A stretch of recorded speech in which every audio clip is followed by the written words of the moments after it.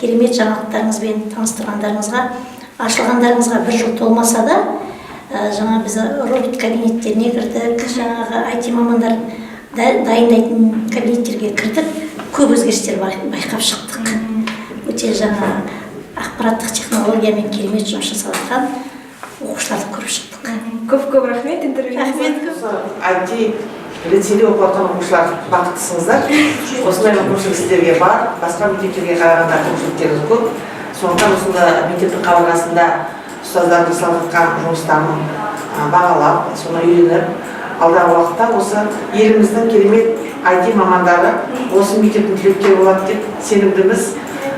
Қарагөз қазақ қыздарымыздың, қазақ ұлдарымыздың осындай ортада оқып, білім алып, тәжірибе алып жатқанына біз өте қуаныштымыз. Сіздердің көп үміт күтеміз. Рахмет. Осы сұхбатыңызға рахмет. Рахмет. Сау болыңыз.